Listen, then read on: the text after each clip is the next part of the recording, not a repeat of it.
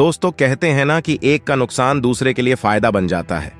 कुछ ऐसा ही हुआ है भारत के साथ, जहां भारत ने बांग्लादेश का सारा बिजनेस अपनी ओर खींच लिया।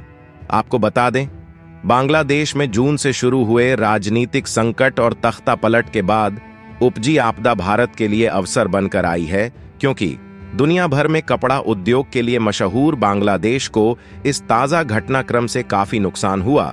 तो दूसरी ओर भारत ने इसका जमकर फायदा उठाया और हाल में जारी आंकड़े साफ बताते हैं कि कैसे बांग्लादेश संकट के बाद भारतीय कपड़ा उद्योग ने रफ्तार पकड़ी है।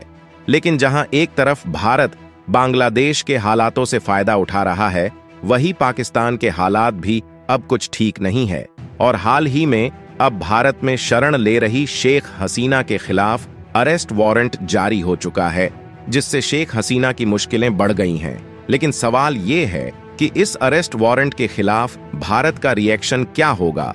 क्या वो शेख हसीना को आसानी से बांग्लादेश को सौंप देगा या फिर नहीं? आइए जानते हैं आज की इस वीडियो में। पर आगे बढ़ने से पहले भारत को होने वाले फायदे के लिए इस वीडियो को एक लाइक करके चैनल को सब्सक्राइब अवश्य करें।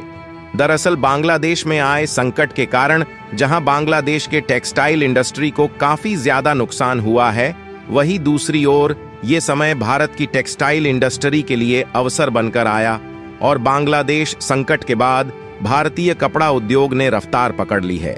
यहां पर वाणिज्य मंत्रालय ने बताया कि वैश्विक अनिश्चितताओं के बावजूद देश का गारमेंट एक्सपोर्ट चालू वित्त वर्ष 2024 से 25 में अप्रैल सितंबर के दौरान 8.5% बढ़कर 7.5 अरब डॉलर हो गया है। वाणिज्य मंत्रालय के अनुसार सितंबर में भी तैयार रेडीमेड गारमेंट का एक्सपोर्ट 17.3% बढ़कर 1.11 अरब डॉलर पहुंच गया है, जो कि सभी भारतीयों के लिए एक गर्व की बात है। गौर करने वाली बात यह है कि गारमेंट एक्सपोर्ट प्रमोशन काउंसिल के चेयरमैन सुधीर शेखरी ने कहा कि ग्लोबल एडवर्सिटीज और परसिस्टेंट इन्फ्लेशन दबाव के बावजूद भारत के एक्सपोर्ट में हाई राइज दर्ज की गई है और यहां तक कि प्रमुख गारमेंट एक्सपोर्टर देशों में भी हाल के महीनों में तैयार गारमेंट्स के एक्सपोर्ट की ग्रोथ में मंदी देखने को मिली है, जबकि भारत एक स्पेसिफिक सिचुएशन में है जहां इंपोर्ट पर निर्भरता कम है और फाइबर से लेकर फैशन तक सब कुछ मौजूद है। लेबर फोर्स युवा है, इसलिए भारत की ग्रोथ तेजी से बढ़ रही है और इसमें किसी भी प्रकार की परेशानी नहीं है, जिससे बांग्लादेश भारत से काफी पीछे हो चुका है। जरूरी बात यह है कि इस साल एक्सपोर्टर कई बड़े अंतरराष्ट्रीय मेलों में हिस्सा लेंगे और 2025 में फिर से भारत टेक्स की मेजबानी करेंगे, ताकि ग्लोबल लेवल पर अपनी उपस्थिति बढ़ाई जा सके। इसके अलावा परिषद इसी महीने स्पेन और न्यूयॉर्क में अंतरराष्ट्रीय रोड शो भी आयोजित करेगी, जिसमें ट्रेड, टेक्नोलॉजी और ट्रेडिशन का बेहतरीन प्रदर्शन किया जाएगा। एक्सपर्ट के मुताबिक भू राजनीतिक चुनौतियों तथा सप्लाई चेन डिसरप्शंस के बावजूद पिछले कुछ महीनों में तैयार गारमेंट के एक्सपोर्ट में प्रभावशाली दोहरे अंकों की ग्रोथ देखी गई है और यह कहना गलत नहीं होगा कि पूरी दुनिया भारत को पहली पसंदीदा के रूप में देखने लगी है, जहां भारत की रीच मेजर एक्सपोर्ट डेस्टिनेशन जैसे कि अमेरिका, ब्रिटेन, जर्मनी, स्पेन और नीदरलैंड तक बढ़ रही है। लेकिन दोस्तों, जिस पूर्व पीएम शेख हसीना के भारत आने के बाद से बांग्लादेश भारत विरोधी तेवर दिखा रहा था, अब उसी शेख हसीना के खिलाफ बांग्लादेश के इंटरनेशनल क्रिमिनल ट्रिब्यूनल ने वारंट जारी कर दिया है, जहां बांग्लादेश में हुए हिंसक छात्र आंदोलन के दौरान मानवता के विरुद्ध अपराध के आरोप के तहत पूर्व पीएम शेख हसीना और अन्य 45 लोगों के खिलाफ गिरफ्तारी का वारंट जारी किया गया है, जिसको लेकर हसीना को 18 नवंबर तक ट्रिब्यूनल के सामने पेश होना है। ऐसे में अब बड़ा सवाल ये उठ रहा है कि शेख हसीना के खिलाफ वारंट को लेकर भारत की रिएक्शन क्या होगी। तो आपको बता दें, शेख हसीना ने 5 अगस्त को बांग्लादेश छोड़ा था और तभी से भारत में शरण लेकर रह रही हैं।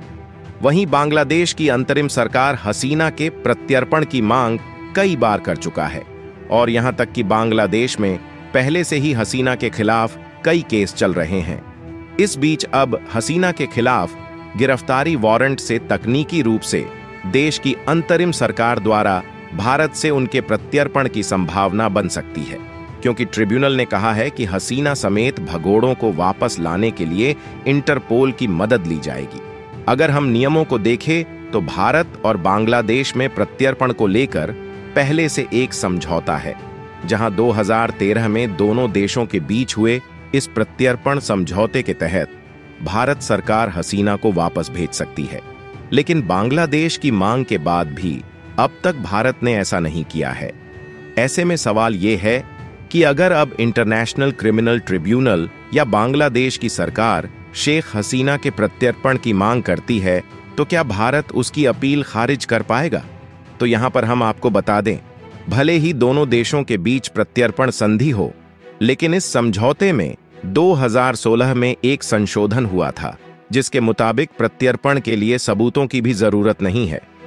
अगर किसी देश की अदालत गिरफ्तारी का वारंट जारी करती है तो प्रत्यर्पण से इनकार नहीं किया जा सकता।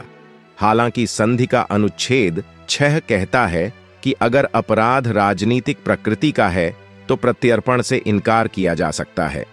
इसके अलावा सैन्य अपराध के मामलों में भी प्रत्यर्पण से इनकार किया जा सकता है। ऐसे में भारत हसीना के अपराध को राजनीतिक प्रकृति का करार देकर प्रत्यर्पण से मना कर सकता है।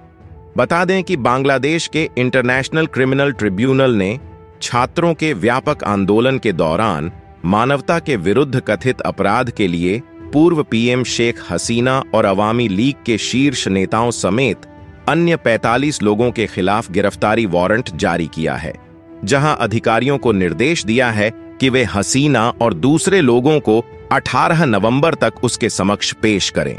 लेकिन दोस्तों, जहां बांग्लादेश की ओर से शेख हसीना के खिलाफ वारंट जारी किया गया है, वही आपको ये जानकर हैरानी होगी कि पड़ोसी मुल्क बांग्लादेश से भारत में अवैध घुसपैठ कराने का धंधा चल रहा है।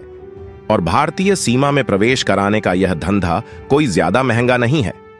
जिन लोगों को अवैध तरीके से भारतीय सीमा में प्रवेश कराना है, उनके दस्तावेज भी बांग्लादेश में ही तैयार कराए जा रहे हैं। जहां बांग्लादेश में 1000 टके में नकली भारतीय आधार कार्ड तैयार हो जाता है, जिसके बाद मात्र 4000 रुपये में बॉर्डर पार कराने की गारंटी दे देते हैं। सीमा सुरक्षा बल बीएसएफ ने अपनी सतर्कता से एक ऐसे ही मामले का खुलासा किया है, जहां एक अहम ऑपरेशन में बीएसएफ की बटालियन के सतर्क जवानों ने मुर्शिदाबाद जिले में भारत बांग्लादेश सीमा पर अवैध घुसपैठ के प्रयास को विफल कर दिया है। और हाल ही में जो खबर निकल आ रही है, उसके मुताबिक पाकिस्तान में बांग्लादेश जैसे हालात बनते दिख रहे हैं। और जिस तरह बांग्लादेश में हजारों स्टूडेंट्स सड़कों पर उतर आए थे, स्कूल कॉलेजों में ताला डाल दिया था, ठीक उसी तरह पाकिस्तान के लाहौर में एक छात्रा के साथ हुई घटना के बाद बवाल मचा हुआ है। ऐसे में देखना यह होगा, क्या पाकिस्तान के हाल भी बांग्लादेश की तरह होने वाले हैं, और क्या भारत शेख हसीना को वापस बांग्लादेश भेज देगा या नहीं। कमेंट बॉक्स में अपनी राय अवश्य दें और भारत से जुड़ी इंटरनेशनल खबरों के लिए चैनल को सब्सक्राइब करें, साथ ही बेल आइकन को ऑल पर सेलेक्ट करें। जय हिंद, जय भारत।